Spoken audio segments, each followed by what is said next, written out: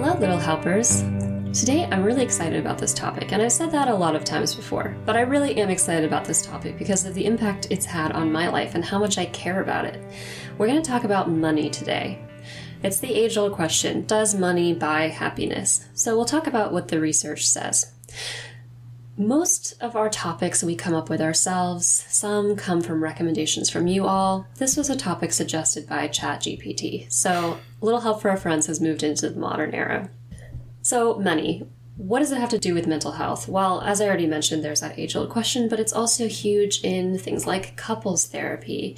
It's one of the hardest topics to talk about and one of the topics that creates the most problems. Financial instability, people's different beliefs about money.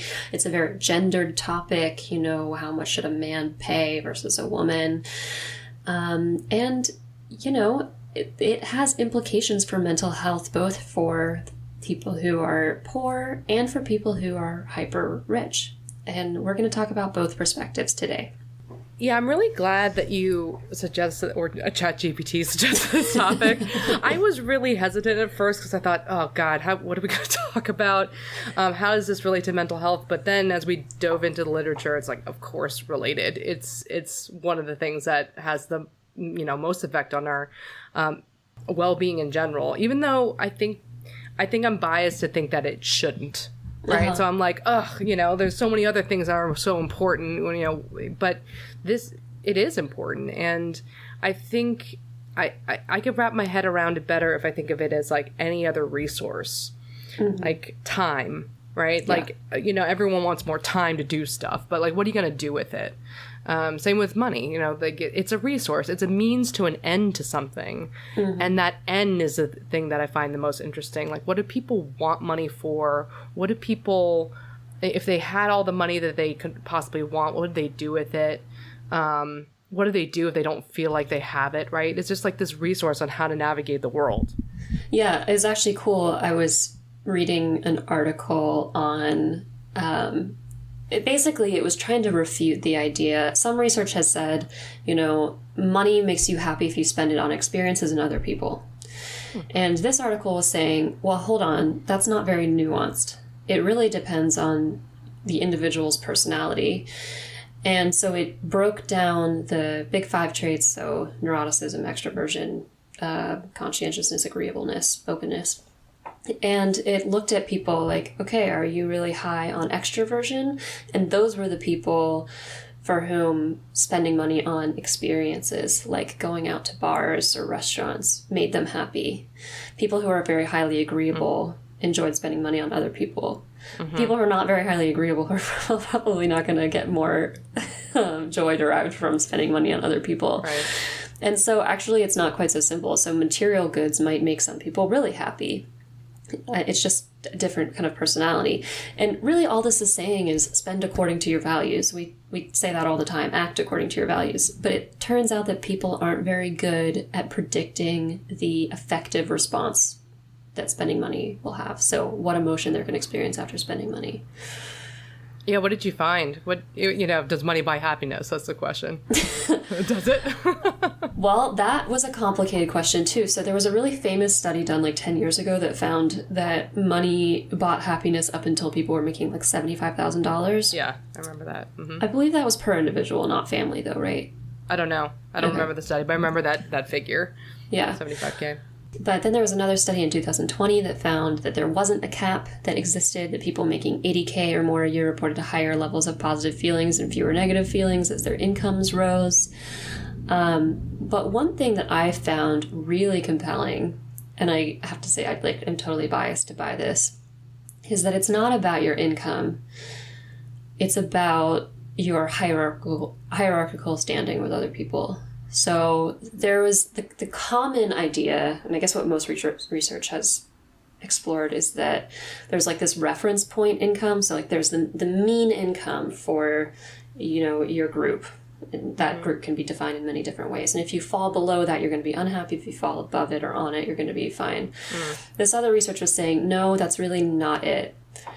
It's if you feel like, you are the second richest person in your social group or your context, or if you're the 8th or if you're the 1000th, that's what's going to determine money and happiness. And it makes a lot of sense because it's not like people in the Middle Ages were just unhappy and they had, you know, they had, some people had vast wealth, but it would still buy them less than what an iPhone could do for us. Mm-hmm. So it seems to be a social comparison. That's interesting too, because there was other research I saw in the wealthy that it's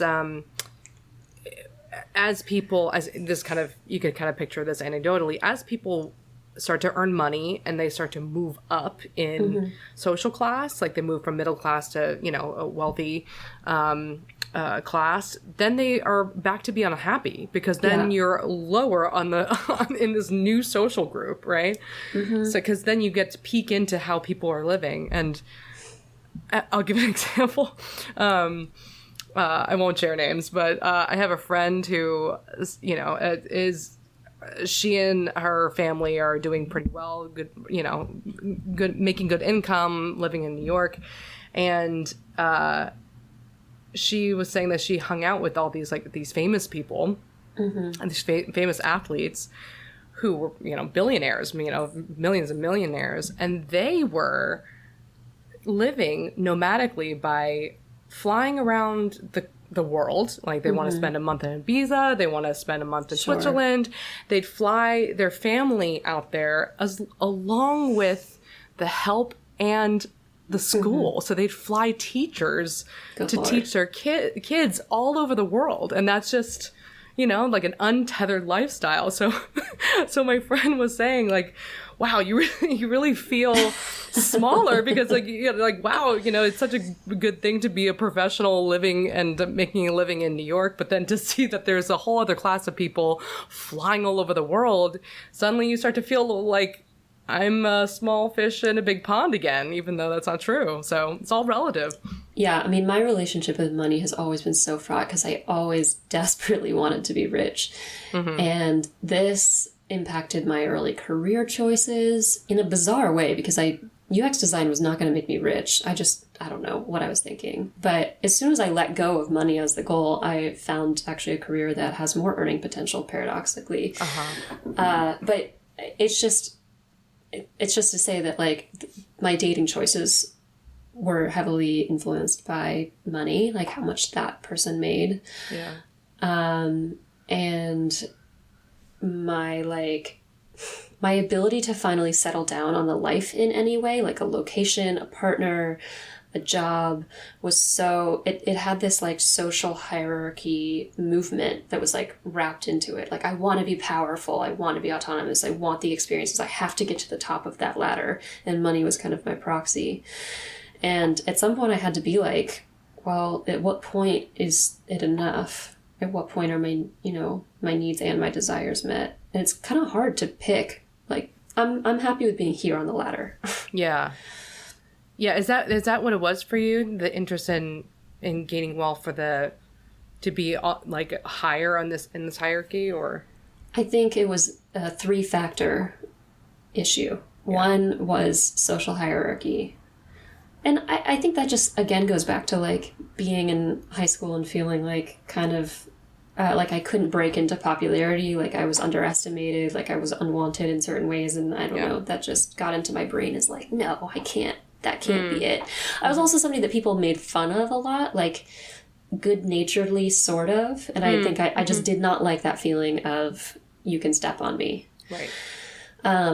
But it was also because I love beauty and I wanted to be able, like, a house is still the thing I care most about spending on. And I wanted to just be able to surround myself with furniture, clothes, flowers, just beauty everywhere. And then the third was just ease of life and autonomy and, like, not having to rely on other people to help me. But being able to rely on hired people like a nanny, you know, or just to be able to outsource problems instead of, like, asking my friends or like YouTubing it, which would be my nightmare. And in your 20s, like, I at least, like, privately even told me stories about dating really wealthy men and getting cool experiences, right? Can you give us examples of that? Oh, yeah. I mean, I've been flown around the world, actually by somebody who is not a romantic partner, though. I've been taken Where? on. Where were you flown around the world? No one's flown me around the world before. I've been flown to Morocco, Spain, England, Brazil. What? That might be it internationally. I'm not sure. And then around the United States. Are they just like, here we're going on a trip now? Here we go. Here are the tickets? This is actually just my friend Marvin. We call it SSVDE, which is Sad Singles Valentine's Day Extravaganza, because the first one we did was when we both got, like, done. We had, like, horrible breakups, and so we just did this. And so, yeah, we'll just, like, travel together. Yeah. But, yeah, I mean, I didn't pay for anything. Yeah. And nice. That was great. Yeah, I mean, like, first dates to Bruce Springsteen concerts. I'm trying to think. $800 sushi meals. Oh, yeah. So Japan was a free trip, too. But that was with somebody I was dating. Just stuff like that. But the thing is, like, when I was in New York, it's not that I had no money. It's that, but I also had no career security. Yeah. Because getting into a PhD program was so improbable, like statistically, that I was so nervous about my ability to make money that I gamified my entire life there just to see how much free shit I could get and free experiences. And I got a lot. And now, I'm not saying that I traded my body for these things. I didn't. But it did result, I think, in some hairy situations. Yeah. And men with some expectations that I had to navigate. Yeah. It's so funny because you and I both grew up in, so to speak, in New York around these kind of experiences and these people, and we just have such different takes on it. Like, I have such an aversion to that. Like, I've avoided having anyone treat me to anything, and I think a lot of it is because for one thing, my dad was in finance, but very self-made, like came from humble background and worked his ass off to make a living and could live in New York. So, and he worked super hard, but he just constantly had that obsessive compulsive, like, workaholic. Like, I never am secure. I constantly, you have to constantly work. You constantly don't know what disasters are behind the corner. So you have to keep working. So wealth was not, never, he had money, was never like flaunted, or it was saved and budgeted and used for education. And so I had that background, but I also lived in New York City and had that, everything in Gossip Girl is like not that far off. I mean, it's a characterization, but it's just, like that's wild. There were some kids who had their own apartment in high school, like their own Fifth Avenue multi-million-dollar apartment with their own cars, and and help and everything. And I really saw that the ones who the more wealthy people are, the unhappier they were. It just I really grew up associating extreme wealth with extreme unhappiness and mental health issues. Lots of divorce, lots of family strife. So many resources that sometimes, this is my interpretation, sometimes the kids of those families would feel the pressure to live up to something extraordinary and to be just happy and have a simple, fulfilling job, and to just be kind of like run-of-the-mill average happy was not acceptable. And then, of course, like the kind of parents who would be able to afford to make that kind of money were often hardworking. They're always at the office. A lot of affairs, a lot of cheating, a lot of like split families. So the kids were just like sitting in this like mansion, but just so lonely and so desperate for just like normal love. So I always kind of, wealth and money to me always just seemed like, ugh, just I almost avoided it. I don't know. It's weird. Yeah. And well, it's interesting to think about what's driving that. And I mean, I can come up with many things. One is, it kind of goes back to the first study of, are people spending money in line with their values, or are they spending money on obtaining a super hot wife who has nothing in common with them and wants them for their money? Are they spending money on gems, but I would totally I just pictured someone like, like a treasure chest of gems that they're like digging their fingers in. I want one. Every week, just kind of like sip their fingers through their gems and then close it. Yeah, Never mind. That sounds awesome. I bet that would make you happy. Yeah, it's true. Yeah, do that. That's our skill. That's our tip for the end of the day. Just fill a treasure trove of gems.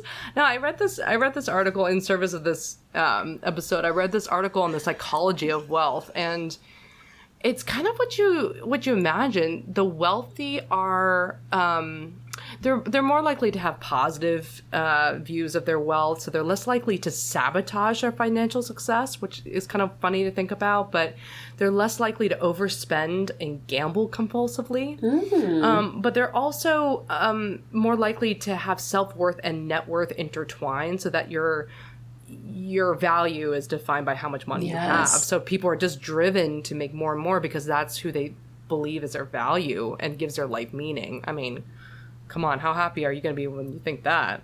I know. Well, I keep being reminded of Instagram followers after The Bachelor, which I sound kind of stupid, but it's a proxy for the same thing. Your follower count was equal to how much money you could expect to come in. It was a socially hierarchical measure, and that was the most painful part of it, right? I'm like, I went into the show with all of these equals, and you come out of these out of the show with non-equals, quantified. Yeah. And that is miserable. And it's like, I was much happier when I had 300 followers than when I had 60,000 followers. Because when I had 300, it just wasn't anything that I thought about. It wasn't important to me. But suddenly when I had a lot, it wasn't enough. And that was all that I could see, is like, not enough. And so I imagine when you have a lot of money, you get into this different stratosphere of social network, and then all you see is your deficit. And meanwhile, you also see how important that money was in improving, I'm putting some quotes around that, improving your life. Because you're like, oh, why do I have this house? Why do I have this partner? Why do I have this car in the social group? Oh, it's because of my money. Yeah. Because that's the catch-22. If you define yourself on the money, then other people also would define you on the money, right? And with any, this is what we talk about in the narcissism episodes. If you put yourself on a hierarchy of like this quantifiable measure of like how good you are, naturally there's always going to be like people higher on that scale, right? There's always going to be someone with more followers, more money, more everything. And then it's just a chase for nothing, right? It's just a chase for the sake of chasing higher and higher without actually a clear idea of what that would give you. Yeah.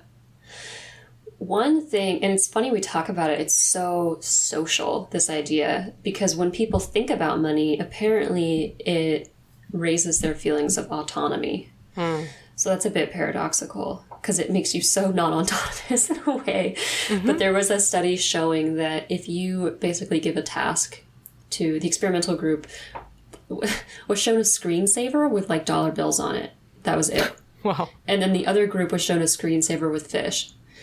And then they were asked, okay, your next task you can either do with someone else or you can do it alone. And the group that had just seen money, so they had just been reminded of it, like 81% chose to do it alone versus 30% of the control group chose to do it alone. And there was no benefit to doing it alone. It's not like you got more money. It was just apparently that feelings of autonomy were raised. Interesting. Yeah, I mean, I think of that. This is the resource thing I was talking about. Like, if you have a task, it kind of reminds me of some of the studies where studies I really like about social support. And if you are shown a picture of a hill and you're asked to climb it, and they say, how steep is that hill? And you're like, wow, very steep. But if you just have someone next to you and you're like, you're going to walk that hill together, how steep is it? People's perceptions of that hill is actually like, oh, it's not that steep. Yeah. So it's like this idea that if we are faced with a task and are given resources, right, then we can feel like we could tackle that task better. And I guess like doing it with somebody versus doing it with money are two different resources to help you do stuff, right? I know. Now I really want to replicate that study, but then have a screensaver with money. Screensaver with money. Okay, and you can walk up this hill yourself. Or you could get an Uber. Yeah. How steep is that hill, really? No, Speaking of, actually, I do want to add, this is just an aside, the most fun travel I ever did was when I was truly poor. And it's because I didn't do things like get an Uber up the mountain. I climbed the damn thing myself. I mean, that was the case too, for instance, Machu Picchu, when my friend Max and I chose to spend only $70 a person on a 2-day trip to Machu Picchu, which resulted in a bus hurtling us around a mountain, dropping us off and telling us to walk 3 hours that way. And then yeah. And then we had to walk up Machu Picchu, which was 2 hours of the steepest stairs I could imagine, because we were too cheap to buy the $12 bus tickets to go up the mountain. But, like, those are the memories I have, you know? Yeah. So sometimes I wonder if when people have an excess of wealth, they stop getting...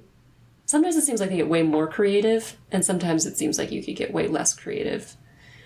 Well, think about it. But in that story, you had Max. You had a friend. So you could do a task with someone. Yeah. So if they showed you a screensaver with money, maybe you wouldn't need Max in order to be like, I'll get that bus.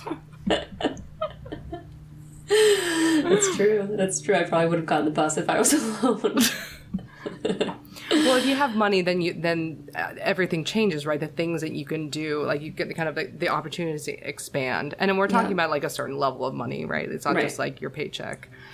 But. Well, right. And so that brings us back to the question of like, what's the optimal amount of money where your happiness has increased, but it won't increase past that point. And we don't know, but there was another really cool study, which is, I've never been more jealous of research participants in my entire life. This is so unfair. Basically, they took a bunch of people whose income ranged from 0 to 400,000, and they took a subset of those people and they gave them $10,000 each.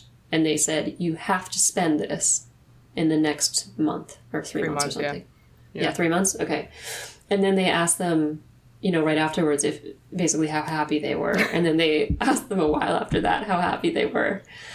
And what was the cutoff point where they stopped being happier? They were, of course, as you can imagine, money did buy a lot of happiness. Like the people who got $10,000 were very happy, especially for just participating in the study. But 123,000 was the cutoff. So people who like had an income of that, household income of that, they weren't as happy getting that $10,000.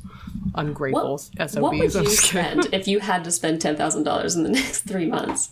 Well, that's an interesting. I mean, I like that you asked that, because whenever I have patients and they say, I'm just obsessed with money, I'm obsessed with getting it, I need it, they really fixate on accumulating wealth. I always ask, like, what would you do with it? Okay, let's just say you get $1 million. Yeah.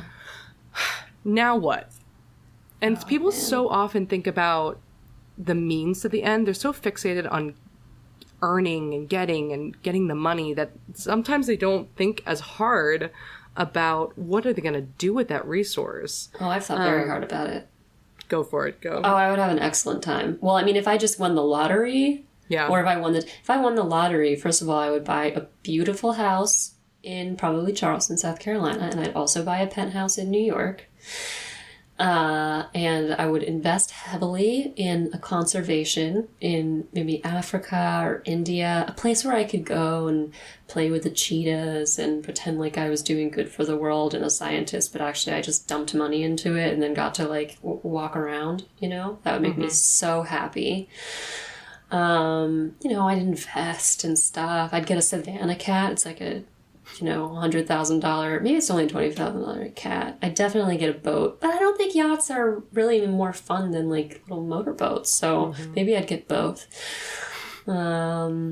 I'd set up my friends and family to some extent. Right, of course, yes. Yeah, of course. That's every lottery question. I was really into the Powerball when I got up to like a couple $1 billion, and I was obsessively buying tickets and asking everyone what they would do if they got $1 billion.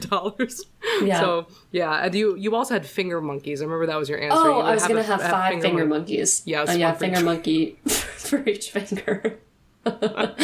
Maybe I have my left hand. Yeah, I'd have those. I really hope you win the lottery, because I want to see this. I want to see this this wildlife conservation with the finger monkeys on your hands. Yeah, I would have one for me and I'd have one for you, an in-house massage therapist. Oof. Yeah, I would have I would have like Michael Voltaggio, he's a famous chef, just give me cooking lessons every day. I'd have a governess, like I was a 10-year-old child, who would teach me like not very useful things, you know, like Latin, French, history, piano. I love where this episode has gone. We did so much research and now we're just going into our lottery. Right, well, what would you do real quick? Wait, this is a shout out to anyone to send us what you would do if you won $1 billion lottery. So please, we love ideas. I don't know. I mean, that's the difference between us. I'm like panicking. I panicked with this idea. I think about the investments, and I think I would try to make a institute that does research and different kind of products helping people, learn emotion regulation and connect to others. I don't know. Oh my God. No, you seriously. would just do more work. If you had $1 billion, you would just do more work. Exactly. Yeah. Yeah, I would. I would also have in one of my houses, or I would have my own butterfly house with exotic birds. So I'd just walk in. It would be summer all days of the year. I would have like the best spa. I would get like an amazing spa in my house, and I would have someone to come and give me massages whenever I want. I love spas. So I'd have my own spa.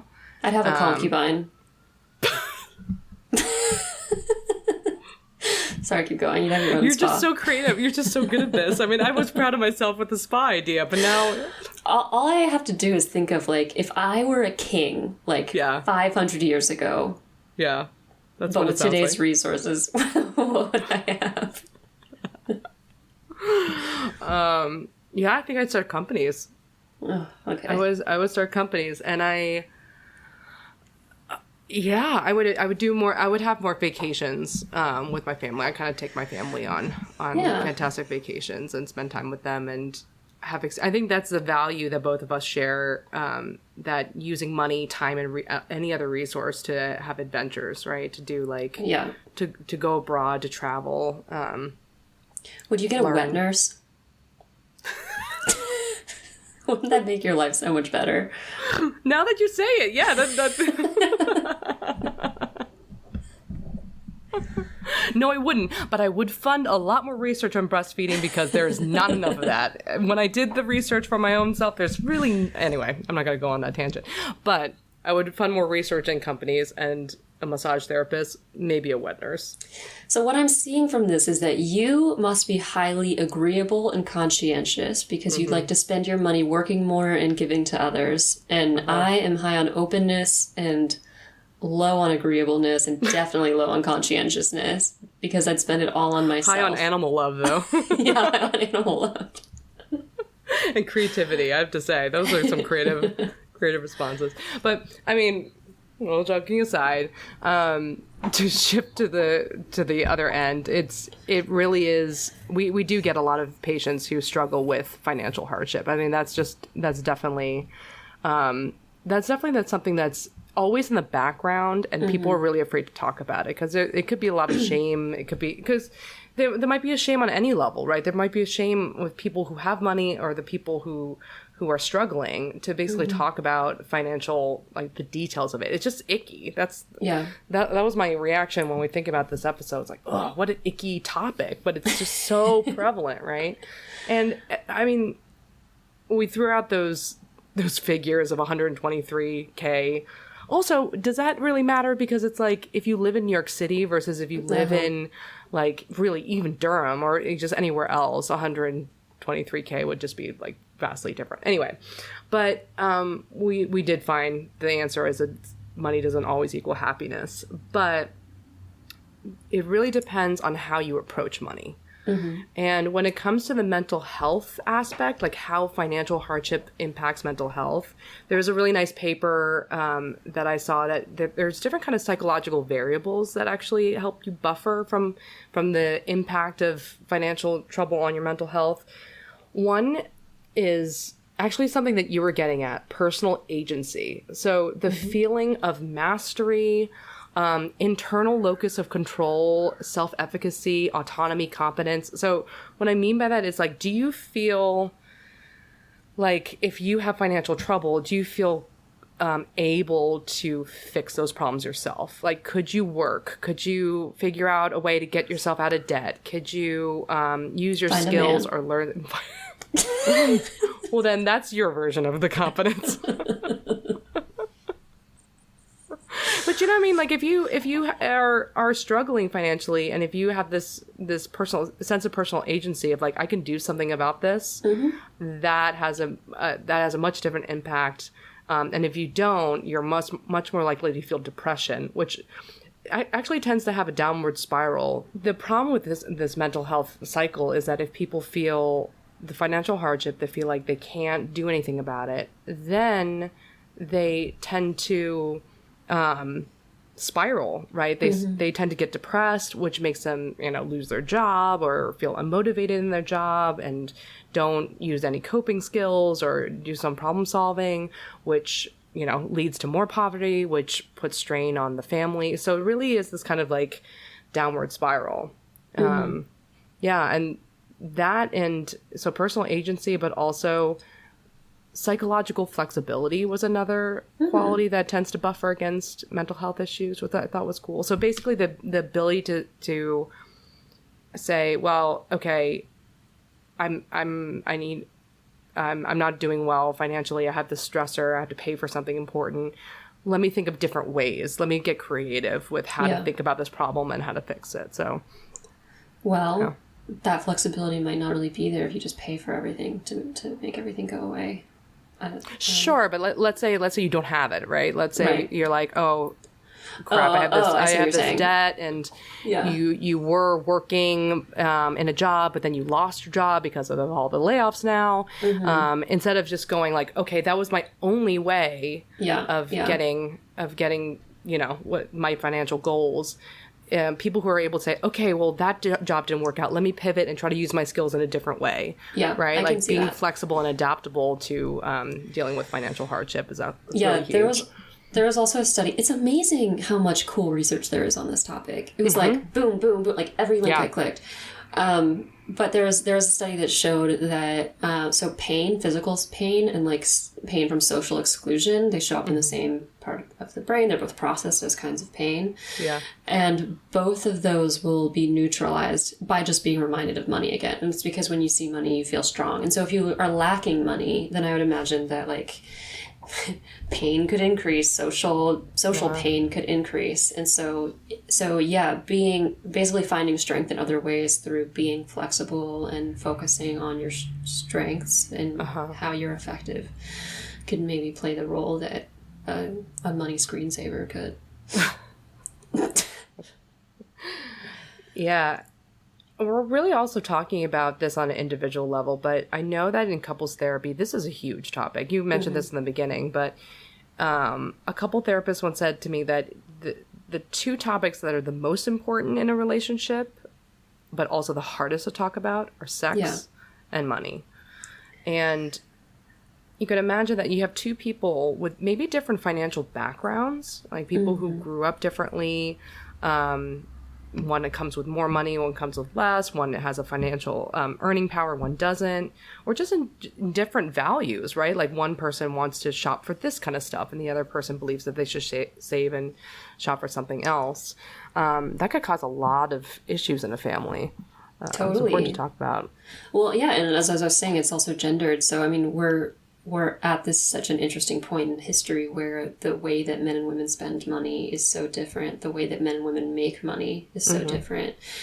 And we're spoiler alert, Kippy and I are going to do a podcast on masculinity and sort of the changes in the male role. Basically as women work more and make more and are more highly educated. And all of that is creating rifts. Men who used to define masculinity by their ability to provide, suddenly that's neutralized or gone. Yeah. And yet women still, men maybe being confused about like should I pay for dinner? I mean, just simple things, because in many cases, women are still attracted to men who provide. And it's just like negotiating all of these beliefs about money in a changing kind of political and social world makes the topic even harder to discuss because the rules are gone. Yeah, that's a really good point. And it's also like you're taking two individuals and you're combining their resources, right? Yeah. You're combining their skills, you're combining their assets, you're combining all these different things so you function as a unit. And we've talked about this in our relationship episodes, but people's happiness in a relationship is really a lot determined by how they feel like they're getting from the other person compared to what they're giving, right? Like this kind of fair contribution. And if you feel like you're giving way more than you're getting, then there's that kind of imbalance. So the idea that there's like someone could bring the money, but then the other person brings something else. So you have to do this really difficult calculation of like how much of this pie of marriage or coupledom are we contributing to? Yeah, I mean, it's so interesting to imagine, like, in the 50s, you know, women weren't expected to bring finances. They were expected to bring sex, housework, looking pretty, etc. And now it's like, it's such a different expectation, but we still have these kind of rules of chivalry where men pay, in many cases, men pay for more things. And women are still expected to do domestic work. And so it's like, wait a minute, we're giving unequally in these various ways and don't know how to negotiate that.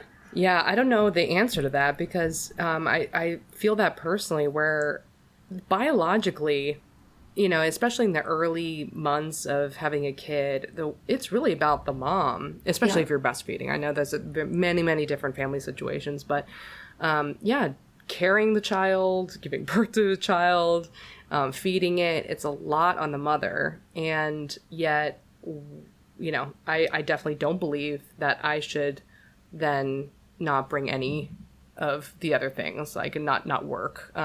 That's just my personal choice. I'm not saying what's right or wrong, but then it's like, okay, then how does that balance? Right. You know, like if I'm giving my body to this, like what do I get in return? You know, it's kind of a weird way to think about it, but then it's like, wow, this is a lot of pressure on the women.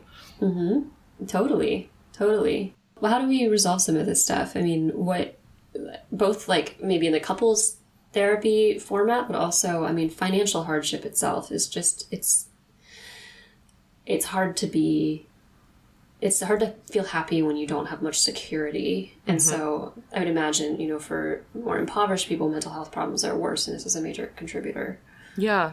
I would say that even just before I jump into what financial problem solving in therapy could look like, it is a good topic for therapy. If you're seeing a therapist or you're seeing a couples therapist, it really is a good, like, you might be so used to financial instability or insecurity or like constantly working for these things that you forget how much of an impact this has on your mental health.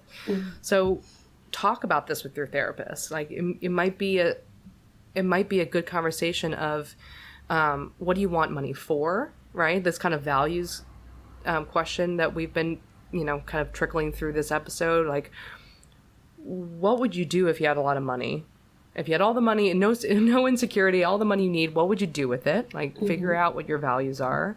And then going from that kind of hypothetical, you won the lottery, you could do anything, but seeing how you can make that happen in your life realistically. Okay, how much money would a trip around the world really cost? What would you need to get there? What would you need to save? How would you budget, right? And like actually do problem solving to make that happen. Yeah. And also in couples therapy, right? Like getting everything out on the table, like creating a budget together. Really, I've heard couples therapists say that the couple should treat themselves like they are a business together. Like, you know, people just kind of start living together and then get a joint account and like credit cards go flying and they don't really sit and talk about it.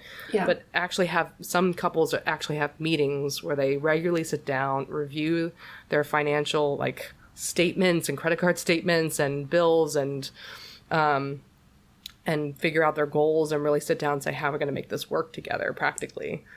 So I think that, they also, yeah. I would also say couples could really benefit from talking about not just like the logic of money, but the meaning that it has for each. Yeah. Like if the reality is that a woman is just more attracted to a man when he buys her dinner, then maybe that's something she can get over, but it should probably be talked about and not just dismissed, because attraction is a very real thing. And that is something that's been culturally embedded for so long. Another thing to talk about is power. Like money in many ways is a proxy for power. And so what is the power dynamic if one of the partners makes all the money, you know? And talking about like, it actually makes me feel really insecure that you make all the money. I feel like I have to put in all of these extra things, or I feel like I can't relax because you could leave me. And just all of these dynamics need to be put out.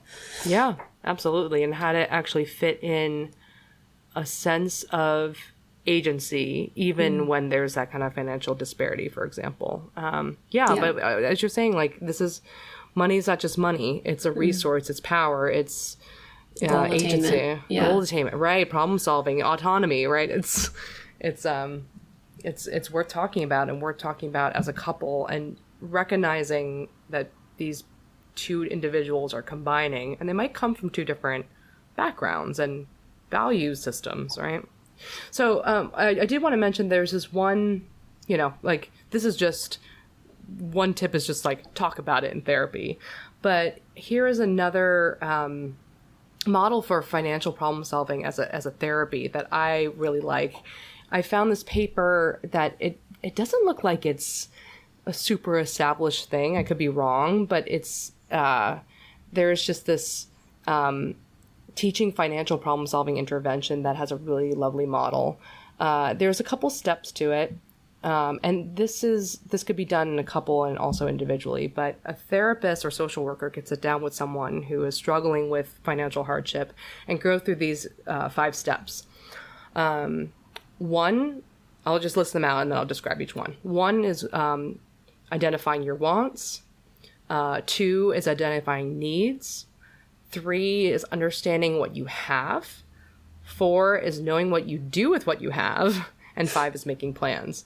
So briefly, the number 1 step, wants, is kind of like what we were doing before. Finger monkeys. Yeah, exactly. Like, how would you, if you didn't have to worry about money, what would you do? Like, how would you spend your time? How would you live your life, right? So this is kind of the idea of like your values and what you want out of your own life, right? Do you want to travel? Do you want to own your own home? Do you want a finger monkey on each finger? Do you want your own private spa? Do you want to work more? I was like, what do you want to do? Except the last one. Yeah. What do you want to do? And that just kind of like releases people from the constraints of, oh my gosh, I don't have enough, and kind of get a little bit more creative. Like, what do I want out of my life? Yeah. Regardless of money. Then the next step is the need. Trying to identify what you need versus what you want. And that is where you get at values. So a therapist, or you can ask yourself this, you can ask your questions about the reasons for your purchases, like looking at your credit card statement. You could think about like, what are you spending your money on? What do you value? What do you think is important to spend on? And what do you think you should save for? Right. And this is important to do judgment free. Like, this is not a right or wrong, but you need to understand what your values are, right? If someone really values beauty, for example, and they're spending a lot on beautiful art or clothes or, looking at, like, you just understand what that is, right? And understand why that's important. Because you can't develop a budget without that. You can't just cut away these things thinking that, okay, this is unnecessary. But for some people that really means like cutting away things that they find really important in life. I feel like there also has to be some disentangling of what these things really mean. So along the lines of, it's hard for people to predict the emotion they'll feel after spending. Some people might buy beautiful clothes not because they have a value of beauty, but because they're trying to signal wealth to other people. It might actually be an act of inferiority. And like, that's a very different value. It might not even be a value. It might that's just insecurity speaking. This is also a really good area to explore where people come from, like their family values in it, right? Like, I spent a massive amount of time, energy, and resources into education because my dad was, you know, like anything that he had, like he was always like, I will pay for education. You want books, you want a school, like we will make sure that happens. That'll be number one priority. And I still subscribe to that, even though sometimes it's kind of ridiculous. Like, yeah, you know, so ridiculous to some people. I don't find it ridiculous. I like that one. As I said, I get a governess. Right. Yeah. Just do it in a cool way. I just do like a sad webinar that's like way overpriced. Just sit there and stare. I just want somebody to teach me and I don't have to compare myself to anybody else. Oh, maybe I'd get a governess and then a bunch of stupid people to fill in all the other seats so that I could always be the smartest in the room. Jacqueline, what did we talk about hierarchy being useless? Right. There will be one person and then they'll suddenly be like, I know the answer. You just want a tutor. They're called tutors now. Governess. All right. And then, so after identifying those needs and values, then identify what you have. So this is kind of the scariest one for me, but it actually could be very empowering. This is when you bring all of your financial stuff, your receipts, credit card bills, loan statements, food stamps, receipts, you know, so like get all your financial information out there. Yeah, right? It's like an ADHD nightmare. Yeah, I mean, it's a nightmare in general. Yeah. It's like, but that's the thing. People tend to, I mean, I'm cringing just thinking about doing that. People tend to want to look away from that, right? Yeah. Especially if someone has a huge school loan and they've just avoided looking at that big number. Mm-hmm. Or they spend things and they're like, oh my God, I can't believe DoorDash. This is my reaction. Like, I can't believe I spent so much on DoorDash. Like, it's just so expensive. And there's like a lot of shame involved, but there is also a lot of empowerment to like seeing all these things that might be in the back of your mind out there in front of you. Yeah. Yeah. I mean, it is easier to spend when I just don't look at my bank account for a couple months. Yeah. Being confronted with like, this is reality, it does bring me back to earth a bit. Yeah. How many things have we subscribed to? Like Netflix, Hulu, like, I know. Do you know how many TV channels that I just clicked like, yeah, sure, I want to watch that TV show, and now I'm like subscribed for $12 a month every month, you know, just getting that out there. Well, the step after that horrible nightmare of looking at all the skeletons in your closet is the do, in which you finally make a budget and begin to learn ways to manage it. Mm-hmm. And this is you know, this is kind of what you just imagine. You can't do this step all in the beginning. I think people tend to jump to making the budget in the beginning because that's the problem solving part, but you can't problem solve well without really understanding everything, right? Like, to make a budget, of course we could be like, yeah, sure, I should probably only spend money on things that like on my utility bills and stuff, but we're talking about how to carve out a life that is good for your mental health. So even if it means, okay, but you need to get your nails done, or it's really important to fit in a budget for workout classes or going out to drinks with your friends, like making sure that that's in the budget, something that you care about and value, and makes you feel like you're living your life the way you want to, in a way that works for you, you know? Yeah. I was also flown to St. Kitts in the Dominican Republic. I think we need an addendum episode where you just list out all of the crazy things that people... Okay, what is the craziest thing that someone has spent on you? Oh, a lot of designer clothes. Mm-hmm. Yeah. Give me the most egregious example. Like a Burberry coat? How much does that cost? $2,400. Oh my God. You see, I buy from like Costco and Amazon Basics. Yeah, and to be clear, I have no money, but I do highly value it, so I get creative. So your budget in there would just be budgeting for, you know, your own coat that you could possibly get. Yeah. Not Burberry coat. But... I would never spend that much money on a coat. Just somebody else's money. All right. So the last step in this model is the plan, or making plans for future financial problems. This is kind of sad to think about, but this is actually something that my dad drilled in my head. He, because he had like obsessive compulsive tendencies, but once you figure out a budget that works for you on a regular basis, that is feasible and lets you live life the way you want to, it also is super important to plan for financial crises. Like, what happens if you lose your job? What happens if you get sick?